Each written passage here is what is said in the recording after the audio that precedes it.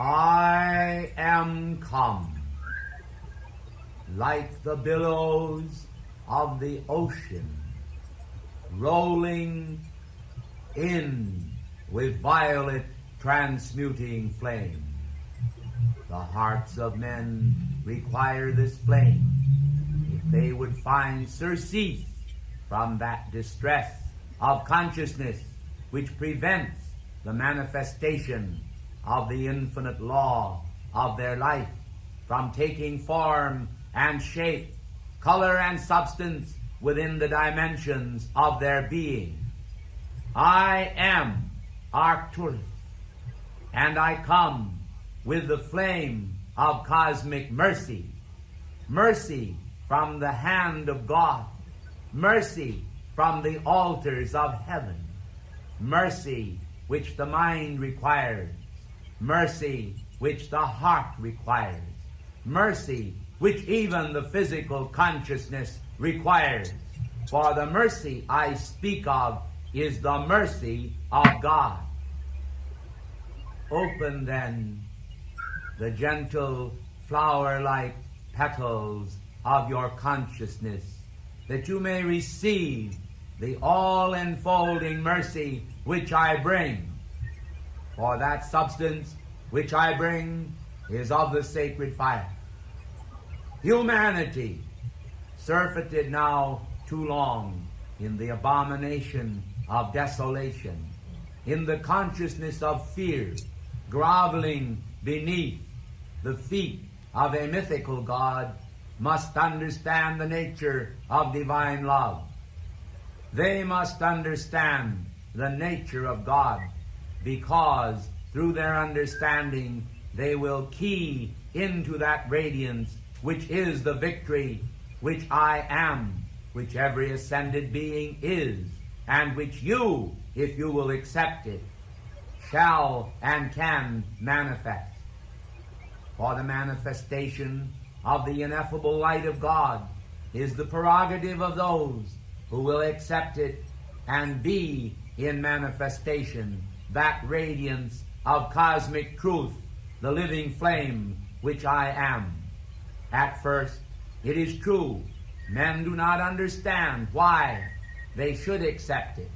They do not understand even why they need it. They are content in many cases, complacent and satisfied that they have the fullness of all things under their own domain.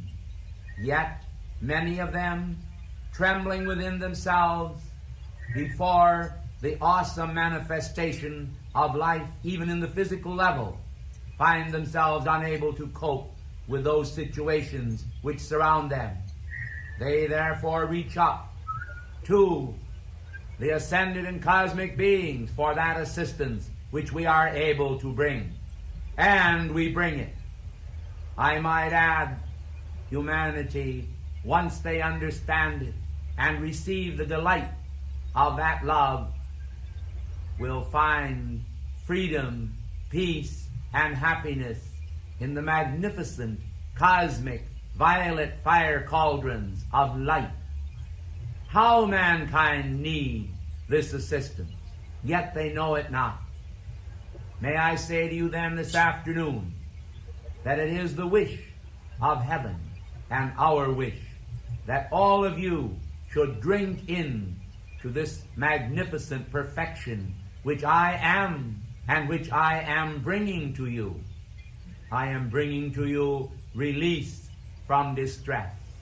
Will you then gather your known distress, even as man gathers weeds and plucks them from his garden? Will you gather your known distress, that which is known to you, and will you take it in hand and heart and offer it to me? Retain it no more within the physical folds of your consciousness, within your conscious mind. Offer it unto the light, and the light will in return give you that freedom which your heart in reality craves, and in reality, in its depths, knows to be the law of life for each individual life stream. I bring you today then the grace and the light of that cauldron through the power of the violet transmuting flame. The flame which I am is manifest for you. How it will be done is not important. That it will be done is. Accept then the conception in your own conscious mind, and also into the depth of your being, that the light, the all-enfolding light of your divine presence, will find a way where you may not know of it, that we can pluck up those hidden weeds in the garden of the subconscious, tear them out, if necessary, by the roots, until even those seed ideas that have borne bad fruit in your life are no more able to dominate you by vain impressions and impressions of darkness and failure. Instead, we are able to teach you the hidden law of your own being by the simple process of the radiation of the violet transmuting flame. The flame is real. The flame will seal you one and all in the heart of heaven's compassion for you. Some have said, heaven does not care. Heaven is not concerned with our doings. Let me tell you, beloved ones, in reality, the bending of the bow of heaven's compassion is very great indeed.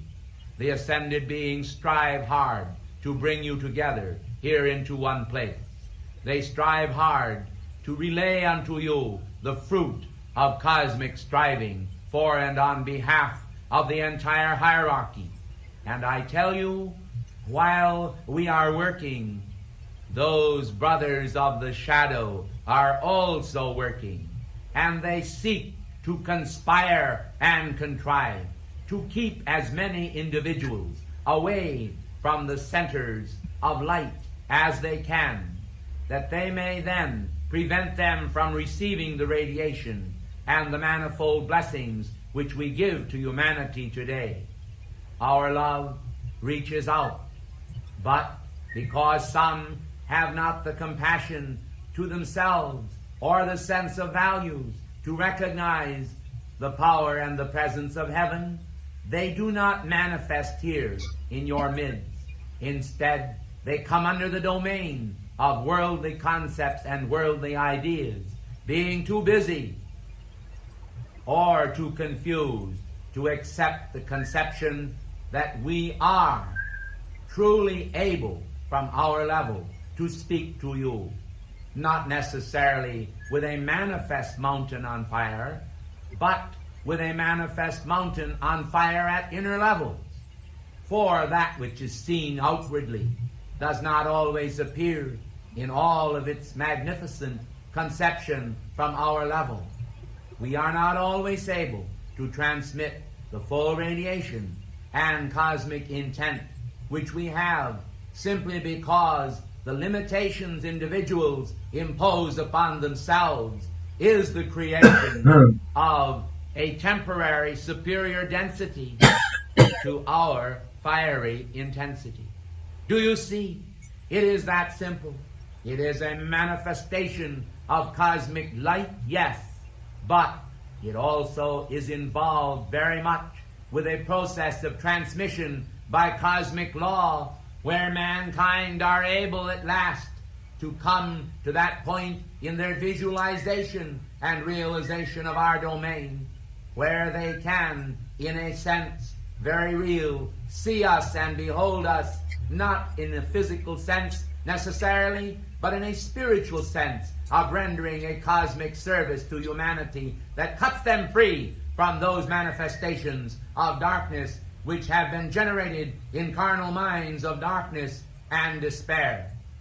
Will you take your despairs, your frustrations, your feelings of natural expression that are not the nature of God, and lay them all then upon the altar of your heart? Will you offer them to me? Some of you may recall Archangel Michael's declaration, "You give me your doubts, and I will give you my faith." I say to you today, in the name of Almighty God, by the power of the Elohim, I say to you today, give me your frustrations, your fears, your tumults within yourself. Give them to me one and all.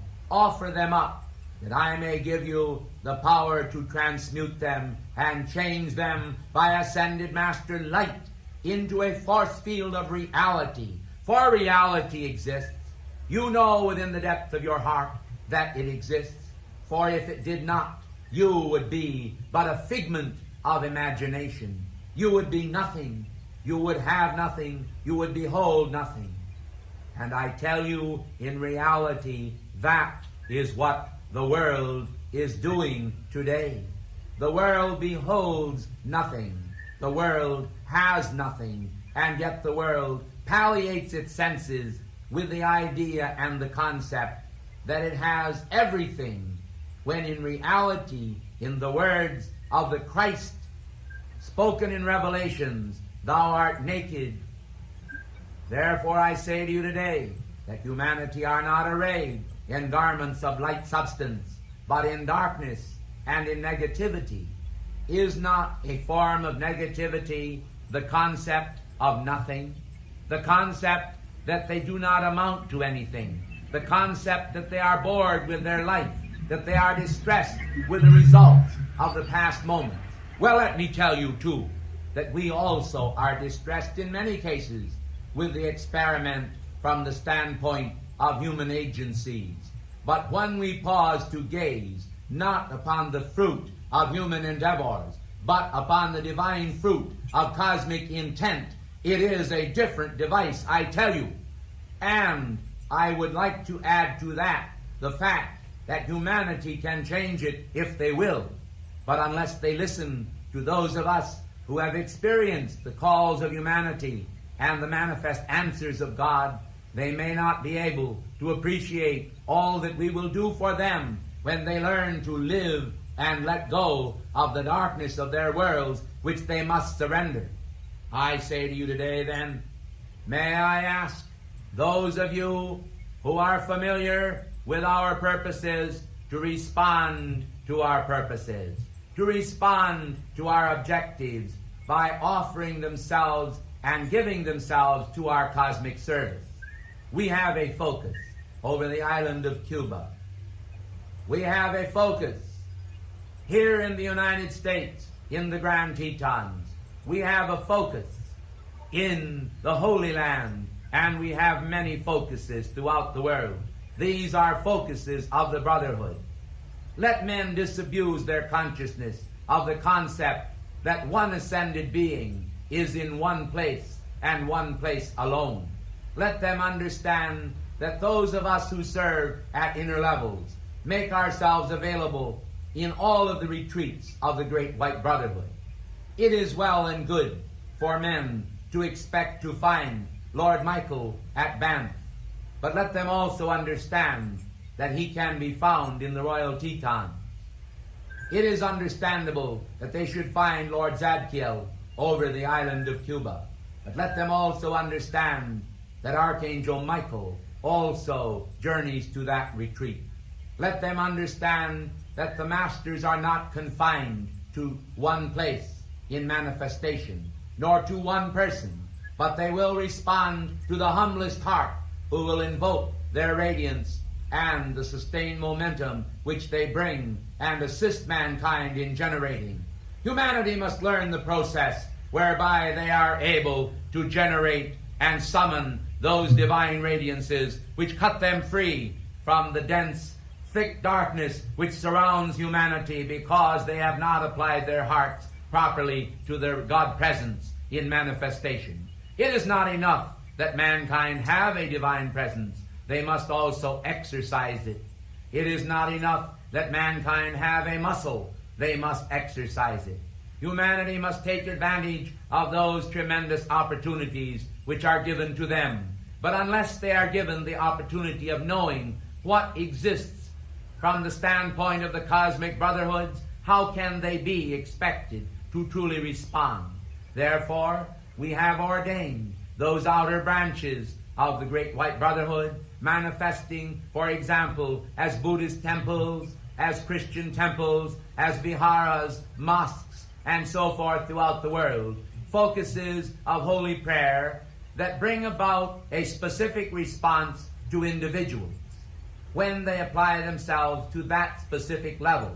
But when individuals come to a greater knowledge of cosmic truth, to recognize that we work in a more than ordinary manner through our focuses such as this one, they come then expecting to receive light, and so they do. And the light which we bring is the light of hope.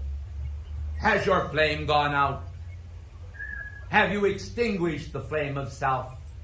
I hope not. Please remember that the flame you bear is rightly named the flame of opportunity. And if you do not recognize it as such, pray God that you may. It is the flame of your opportunity. May it never go out. This is our call. May you never lose hope. This is our prayer. May the violet fire surround you. This is our delight.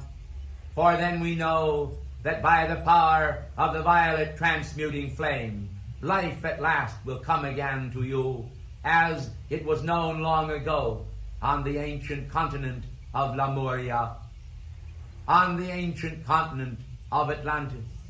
We will see individuals once again in a spiritual and real sense enter those temples of being that refuse to submit to the concept that man is purely materialistic, but understand that man is a spiritual being endowed with a purpose and a destiny of divine intent and delight. The messages of freedom you are receiving throughout these sessions are determinedly going forth as the effort of the cosmic hierarchy to acquaint you with those soul needs which in effect are solar in range, multiplying the power of individual man so that he may accomplish a portion of the divine plan right where he is. Unless men do this, I am sure that heaven cannot interfere with the plans men have already wrought, which plans themselves are not the plans God taught, nor brought forth in wisdom's bright domain. Now, these plans coming once again into view in you, do teach to all how to lift the foggy pall of shadowed shame and condemnation, breaching walls entrenched in human concept, deepening darkness, controlling and affecting myriad lives. Hope then comes as the walls fall, as Jericho of old. A new concept, pure and radiant gold, splendor's light, flowing forth, purity, steely white. I am presence, enfolding, garbing all in light, not in darkness. Bring them to the day when all shall realize at last the purpose and reason of their being. I say to you, the time has come when you ought to anchor within the inner feeling of your heart some greater deepening knowledge of what we are and what we can be to you if you desire it to be so. O angels of transmutation, pour the liquid violet transmuting flame into the chalice of these hearts. Accept them individually according to their own recognition of cosmic truth. Pour into the chalice of their being the liquid light of transmutation, violet-hued radiance, flowing, bubbling, buoyant knowledge, changing all into the freedom of the light which I am. I call for this. I call for this now. For by the power of the Elohim, I invoke this fruit of the Spirit in many hearts. Men are humble and women are pliable, humble beings reaching up, hopefully, for a changed world. Grant them this request. Let the changes be wrought in each one.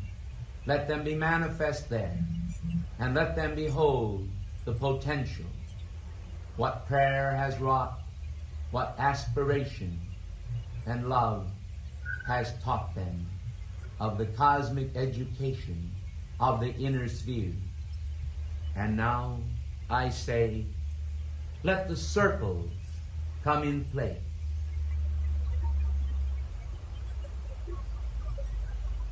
Let the inner globe of white fire unite with the electrode of white fire surrounding the force field of the room. Free men from that whited sepulchre condition of self-righteousness. Empty them of the dead men's bones, of old and vain glorious thinking. Show them the rod of life upon the spinal altar, beautifully portrayed, is the hope of spiritual fruition. Give them the vision of the green bough. Pour out now the power of infinite transmutation upon all. This is a moment, a pause of intoxicating refreshedness to all.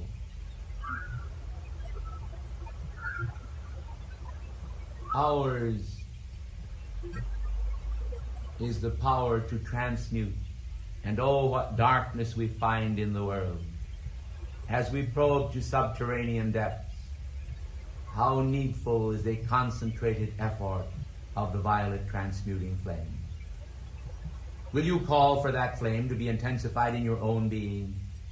I find myself in many cases frustrated by my inability to penetrate beyond the depth of the will. Will you then yield and surrender your human wills and offer yourself and the so-called fruit of doing to all of us who understand the need to change it all, to make it divine? Holy substance, frozen in imperfect matrices in the subconscious domain of man, needs to come forth and be changed. Let it be done for all who will accept. Let it be done for all who will sweetly surrender. Let it be done for all who will sunder themselves from all that is not real in their life, at last understanding the purpose of the I Am presence most glorious. What is the glory of God? The glory of God is to be found in the divine image He is. This is the image He gives. This is the image that may live in you. As you submit, invite, coerce, call for, and receive. Will you receive this image now? It was the virgin image that first gave you birth. Will you consider it as still a part of yourself? It is the life that beats your heart. Will you make it truly of yourself a part? Will you accept it and be free from all delusion, from the curtain of darkness that opaques the face of God and heaven's teachers? We are your friends forever as you serve the never-failing light of God. Let us collapse now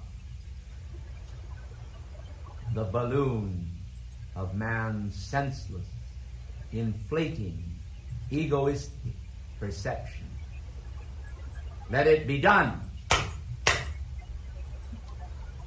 Let us collapse now the preventing manifestation of the kingdom of heaven in the individual. Let it be done.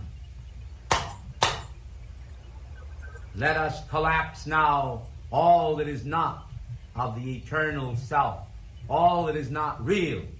Let it be done.